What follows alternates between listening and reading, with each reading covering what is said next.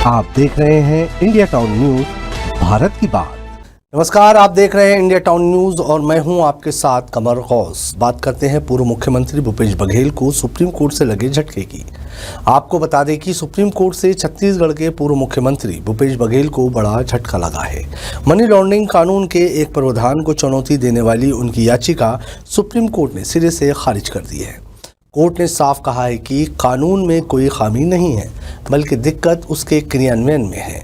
क्या है पूरा मामला और इसका क्या असर पड़ेगा, जानते हैं इस स्पेशल रिपोर्ट में।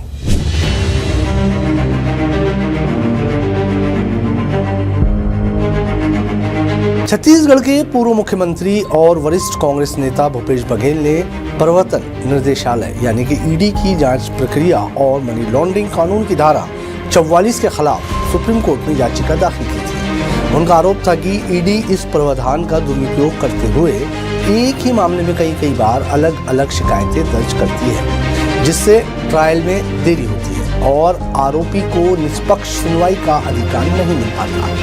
में ईडी भेजा गया था। अब आज तो विधानसभा में अडानी का मामला उठना है और अपने मालिक को खुश करने के लिए मोदी और शाह ने ईडी मेरे घर भेज दिया है। हम लोग डरने वाले नहीं हैं, न झुकने वाले हैं। ये कितना भी ताकत लगा ले, भूपेश बघेल न टूटेगा न झुकेगा। लड़ाई लड़ेंगे, ये सत्य की लड़ाई है।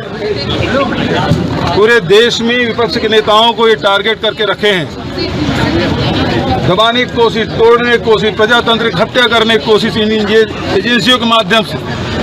एक तरफ बिहार में इलेक्शन कमीशन के माध्यम से मतदाताओं को काटा जा रहा है, वहाँ ये मेरे ही प्रजातंत्र की चीरहरण कर रहा है, तो दूसरे तरफ विपक्ष के नेताओं को दबाने के लिए ईडी, आईटी, सीबीआई, डीआरए उपयोग कर रहे हैं। लेकिन अब देश की जनता जान चुकी है, समझ चुकी है। ईडी पहले भी आई है, छापा डाले, हमारे घर में 33 लाख रुपए मिला था। उसके बाद अचानक आज फिर आए हैं। इसका मतलब क्या है? हम लोग एजेंसी को पूरा सहयोग करेंगे।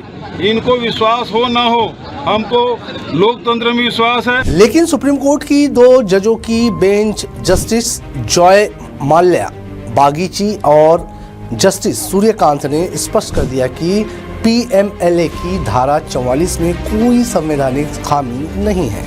कोर्ट ने कहा कि ये एक सक्षम करने वाला प्रावधान है, जिससे जांच एजेंसियों को नए साक्ष्य के आधार पर आगे की जांच करने की अनुमति मिलती है। अगर कोई गड़बड़ी है तो याचिकाकर्ता हाईकोर्ट का दरवाजा खटखटा सकता है। आपको बताते हैं कि क्या है धारा 44 ऑफ पीएमएलए। इसके अंतर्गत अगर एक बार शिकायत दर्ज हो जाए तो नए सबूत मिलने पर एजेंसी दोबारा शिकायत दाखिल कर सकती है। नए आरोपी को पहली शिकायत में नामित करना जरूरी नहीं। ये प्रावधान केस को आगे बढ़ाने के लिए है।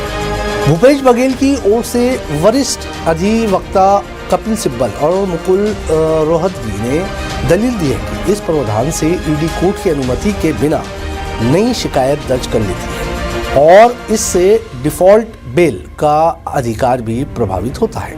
वहीं सरकार की ओर से एएसजी एसवी राजू ने कहा कि बघेल के खिलाफ अभी तक कोई मामला दर्ज नहीं हुआ है।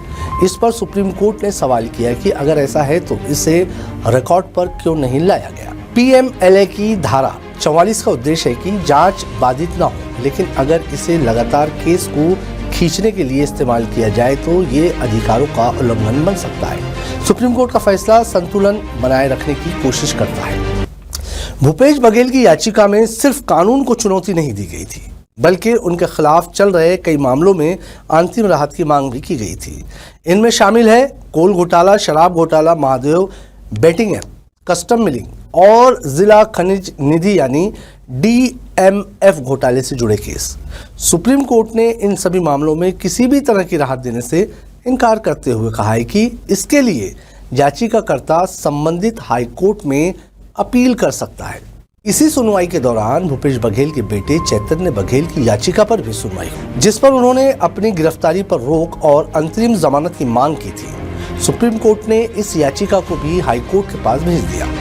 कोर्ट ने यह भी कहा कि अगर एजेंसी किसी केस में आगे की जांच करती है और नई सच्चाई सामने आती है तो उसे रोकना आरोपी के ही खिलाफ जा सकता है। जस्टिस सूर्यकांत ने यह भी कहा कि आगे की जांच आरोपी के हित में भी हो सकती है, क्योंकि इससे ये साबित हो सकता है कि आरोपी निर्दोष है। आपको बता दें कि अब भूपेश बघेल के लिए आगे क्या है। हाईकोर्ट में याचिका दाखिल करने की अनुमति, अंतरिम राहत। अब हाईकोर्ट कह दे पीएमएलए कानून में कोई संशोधन नहीं, एजेंसी को अनुमति लेकर जांच करनी चाहिए।